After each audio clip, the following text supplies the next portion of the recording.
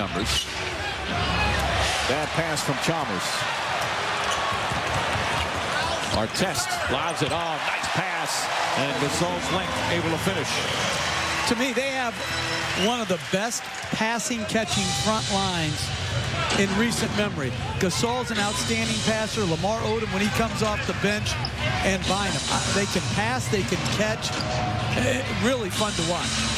And I would totally agree. I would probably give the edge to that Sacramento King front line of Chris Webber and Vlade Divac. Two outstanding passes, but these guys not only pass the basketball, but they have great hands. Gasol showing the great hands there as Fisher found it. O'Neal, left-handed, bounces around and drops in. You have a problem on that. Everyone knows in this league that Jermaine O'Neal is going to drive left. Not 90% of the time, 100% of the time. And so as a player, if you're Bynum, like, how can you give him the middle and his left hand? Bynum and a block on. As Brian misses a jumper, and this is a very difficult matchup for Michael Beasley. He's having to guard Shannon Brown to keep Darrell Wright on Bryant, but I think he's right. But I think the only other guy you have to make sure gets involved is Beasley, and I'm surprised Beasley against Shannon Brown is out there taking a 20-footer. Drop yourself into the post. I totally agree. I don't think it's as much problem Beasley defending Shannon Brown. I think you have to recognize that on the other end and exploit that matchup. Beasley has shown some growth. Just recently had a stretch of games, about 6 or 7 games, where he played extremely well. And not just scoring. Everybody knows he can score, but his rebounding and defense was solid as Darrell Wright knocks down his first field goal. Much better that time. Inside, outside attack, puts him on the block, and then recognizes the skip pass to Wright. Now Beasley looking down low on Shannon Brown. Haslam. Udonis Haslam, an easy 2. They just got to keep playing through Beasley, either in the post, the elbow area, make him double or half double. Easy offense. Shannon Brown off the mark. Lakers continue to shoot the ball poorly, 36%. And like Spoelstra saying, run the same thing. Get the ball to Beasley. Eliminate the offense. You have to be patient. A careless turnover by Chalmers. That's his 3rd turnover. Farmar gets into the paint. Good aggressive move. Farmar starting to come alive. Last several games, he's been aggressive. This is how you impact the ball game on the defensive end. All of a sudden, good things happen when you're in attack mode offensively off of turnovers. And that's just a poor play at both ends by Chalmers. Not only did he make a poor angled entry pass that led to a steal and a layup, but the basically non-effort defensively as Farmar came down the court in transition. Artest pokes it out of bounds. And you see the adjustment Phil Jackson had to make. Shannon Brown had to exit the ball game. You get Ron Artest in to defend Michael Beasley. Well, you got to ask yourself, too, on that. Miami played very good, but Portland doesn't seem right now. I read their comments as O'Neal goes to the rim. Their comments are even seemingly self-centered versus what can I do to help us take the next step to become great. Now, I think you're being very kind saying seemingly self-centered. No, they're self-centered. The bottom line is put your best players out on the floor and leave it on the floor, giving yourself the best chance to win. Not, I can't play with him or I feel better with him. No, allow the coach to make the decisions and then go out on the floor because they're too talented to not be in the hunt year in and year out from this point forward. It's amazing what expectations can do. And I was surprised, and I think Brandon Roy is as good as anybody at his position other than, Bryant. But when he said, when they won 4 in a row, starting Blake and Andre Miller and put him at small forward, and he didn't like it. I thought there was something wrong with that statement, that you aren't just happy that you found a combination as Pau Gasol used his length again and again, that you weren't just happy that you had found a lineup that was working. Yeah, very unusual for Roy. Now, how about Jeff as O'Neal against Gasol makes his move, gets inside, and draws the foul? How about for a young team? Does anybody know he drives left? I think they know. It's just not paying attention to details and not being disciplined enough to follow him. Come on, the has he been in the league, Mike? The guy drives left. This is his 14th year. And he did that in high school basketball in South Carolina, too. Spectacular play like that. But I go back to Coach talking about Brandon Roy being as good as, once again, Ron Artest goes to the left, finishes with his left hand. So you got two guys and no adjustments being made, Coach. I just don't get it. I mean, really now. Artest, the same thing. He's going to drive left. He's going to finish left. And he gets the crowd into it. And that guy looks overjoyed. But that's a good, strong. Hey, when Artest gets a shoulder by you, there's no recovery back in front. He's too big, too strong. You know, you made the statement, Coach, about Brandon Roy being as good as any other guy not named Kobe Bryant in his position. I really believe that Dwayne Wade is the third best shooting guard to ever play this game. To ever play this game. Okay, going back to my statement, I don't know what I was talking about. Brandon Roy is a great player. He's not up to Wade's caliber, okay? So let me reconcile that right away. And I'm going to think about your other statement. But I got you thinking, though. You got me thinking. As long as you're not thinking I'm crazy for making that statement. I'm going to say this. In that finals series against Dallas, I've never seen one man win a finals. It was the best four-game stretch I have ever seen in the finals. He averaged, in modern day. He averaged 34.7 points per game in those finals. And again, that was the finals. They were ready to be down 3-0 till he took over game 3. All right, so I haven't been a huge supporter of Memphis, but let me say this. I like Marc Gasol as a player. I like them finding their way out of the misguided Iverson signing. That's what I like about Memphis. All right. By the way, I don't know if you remember this. It was in a cab in Boston where I told you that Marc Gasol, I said he could be a 15 and 10 guy, and you ridiculed me. I think you're making the story up. No.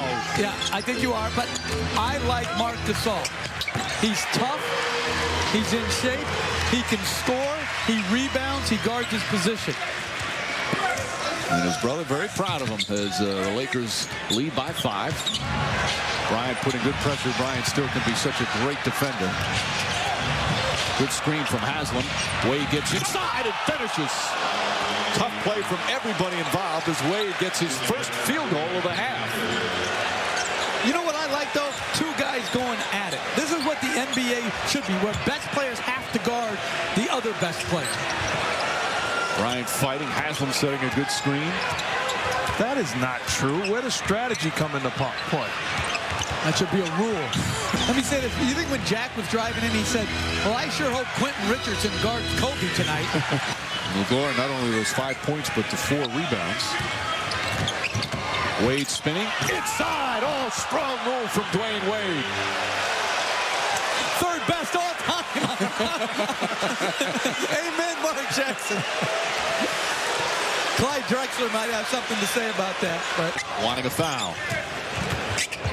Wade drives. Pass deflected by Kobe Bryant. He's third in the NBA in steals.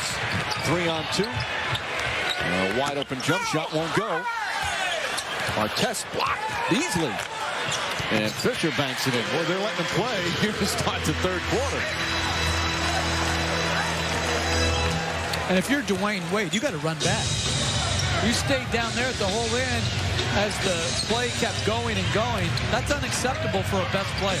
Well, teams are realizing what the Dallas Mavericks did not realize when you talk about the finals. They allowed Dwayne Wade to beat them single-handedly.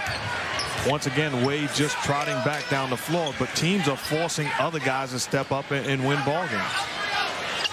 Gasol gets the jumper to go. Lakers back up 5. And also, the quality of level of play that he's playing with now is much different. That's why I think it's so important for him to set the right tone, whether it's going well for him individually or not. He's got a lot of young guys around as O'Neal knocks in the face-up jump shot. And he's got to show him the right way. It's not acceptable not to run back. It's rare that he doesn't show them the right way. No, that's not true, Mike. He actually, in transition, he's been slow for a number of years. I would say for the most part, you're right as far as passing the ball, coming ready to win. But his effort in transition sometimes lacks. Wade. Nothing coming easy for Wade tonight. Bryant. O'Neal tried to keep it alive. Still tipped. Bryant comes down with it, goes back up, and it got hit. I'm just going to say it one more time. If you're the best player on the team, you have a responsibility to play every possession like you would want your teammates to play. Dwayne Wade, that's the third time in 5 minutes that he has either trotted back or not crossed half court. And it's just not right. Well, you make a great point. One thing in talking to Wade before the game, he says, hey, I'm a leader. I tell guys when I don't see something on the floor that I want to see, that's winning basketball, and I fully expect them to do the same thing to me. Somebody in a black jersey has got to go up to Dwayne Wade, feel comfortable and confident enough to say, hey, we are in this ball game. We need you to give all out energy and effort to put us in position to win.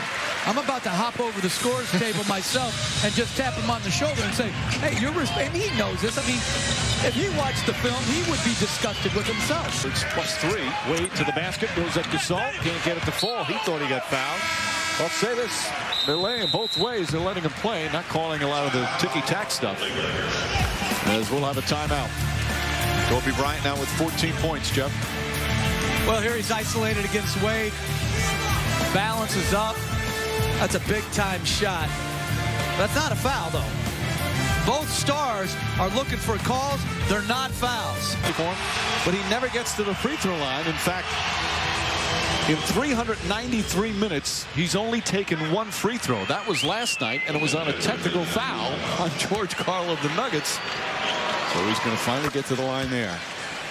Meanwhile, what an offseason he had. He got traded 4 times in 2 months. And the only team that had the press conference to announce the trade was the Heat. He kept going back and forth. Part of it was salary cap. Bouncing around a little bit. He said he didn't mind, but he likes where he wound up. And he's in great shape and doing some good things. I think he lost 5 to 10 pounds on every trade.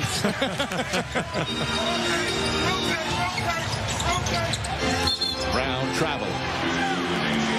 But that skip pass that Pau Gasol threw off the trap of the pick and roll, right on target to Artest. I mean, again, subtle little things that wouldn't turn into any stat.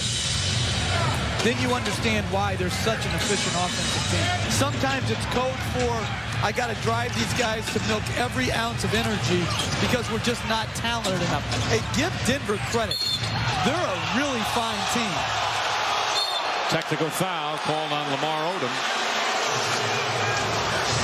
As they thought they got a clean swipe of Dwayne Wade on the ball. That's funny because Tony Brown could have teed up Bryant too, but Lamar Odom got the short end of the stick. I was thinking the same thing. I wonder if there's ever been a double technical simultaneously as Wade misses. Now that's a foul. Well, they've let them play pretty much all night. I mean, come on, that's not even a hard call. and to answer your question, I'm sure it has. I don't know if it's simultaneous, but if both guys erupt, you should be able to call a technical on both. And then double it when you... No, hold on. You made a good point. No, just listen to me. You don't He's not satisfied with just a good point. He's got to go overboard. No, it's not going over.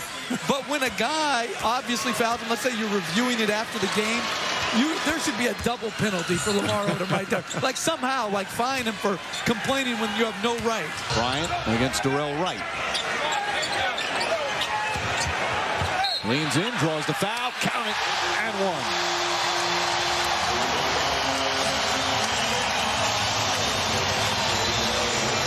Tough matchup for that young man.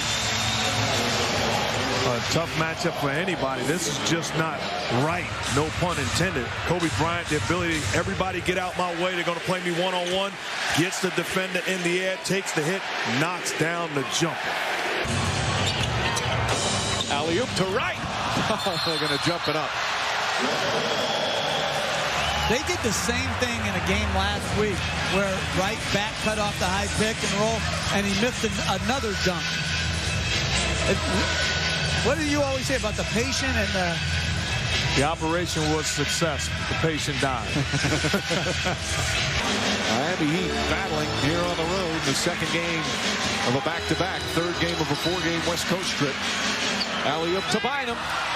And Bynum just whacked Haslam, and now Haslam will shoot free throws. And that was a great play by Quentin Richardson, putting his body on Andrew Bynum to create the turnover, and then Haslam coming back from trapping Bryant all the way above the three-point line back in to make the hustle play. Look at Haslam's effort as that ball is deflected, coming back in, taking the hit, and drawing the foul.